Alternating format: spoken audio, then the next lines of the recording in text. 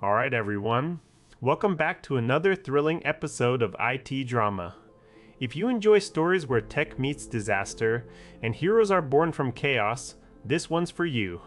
Stick around, hit that subscribe button if you haven't already, and let's dive into a tale where the whole state went dark on a Friday night and only one man could save it. The air was filled with the hum of computers, the occasional murmur of colleagues heading out early for the weekend. But this particular Friday was anything but ordinary. It started like any other, but by 8 p.m. it had turned into a nightmare. Imagine yourself in my shoes. You've just finished your last client call, and you're about to head home when your phone rings again. Aaron, something's wrong with the servers, says our sysadmin frantically over the line. My heart sank as I heard those words. We were running two critical root servers that kept internet traffic flowing across the state if they went down for too long.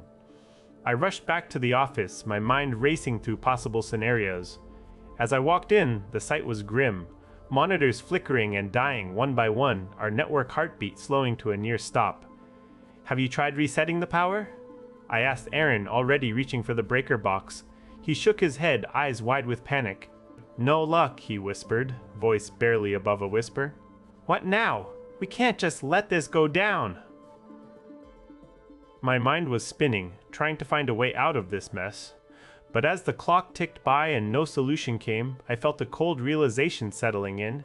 We needed to get inside, check the wiring, figure out what had gone wrong. And fast.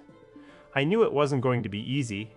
The office was locked up tight for security reasons, and there were no spare keys lying around. So, as I stared at the darkened panels and the blinking red lights of our failing servers, a crazy idea formed in my head. It was risky, dangerous even. But what other choice did we have? I looked around the room, searching for inspiration. My eyes landed on a suspended ceiling grid above us, the perfect entry point if I could just get up there. Can you imagine the look on your face when you hear about this? I chuckled darkly to myself as I grabbed a chair and started climbing onto it. The metal rods supporting the ceiling were my only hope now. But would they hold me? With each step, the weight of responsibility grew heavier. This wasn't just our office anymore, it was every home, business, hospital relying on that network connection. My hands were shaking as I reached up and grabbed one of the thin metal bars above me. And then it was dark, dusty, and cramped, far from ideal conditions for solving complex electrical issues. But it had to be done. The first few feet went smoothly enough, but halfway through, reality hit hard. These rods weren't strong enough to support my weight properly.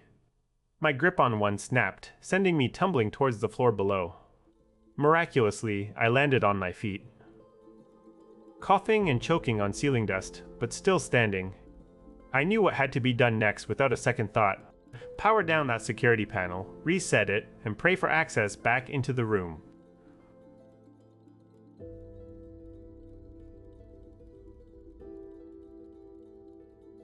The beeping of the system coming online was music to my ears as I rushed over to the breaker box once more. There it was. One faulty circuit breaker, both servers connected improperly due to an earlier wiring mistake by a well-meaning but clueless electrician years ago. With nothing but basic tools and sheer determination, I set about fixing what needed fixing. Hours later, after sweeping up my dusty ceiling entrance and replacing broken tiles as best I could, I walked out of the office feeling oddly smug. No one would ever know how close we'd come to disaster, or how crazy it took for me to save us from it. But Monday morning brought a new kind of shock. Aaron's desk was covered in what looked like a flower explosion. What had I cleaned up last night? How did I diagnose and fix an electrical issue without proper tools? Looking back, there are so many questions left unanswered. But one thing remains clear. Sometimes, the hero you need to save the day isn't some mythical figure with superpowers. It's just someone who's willing to take a risk for what matters most.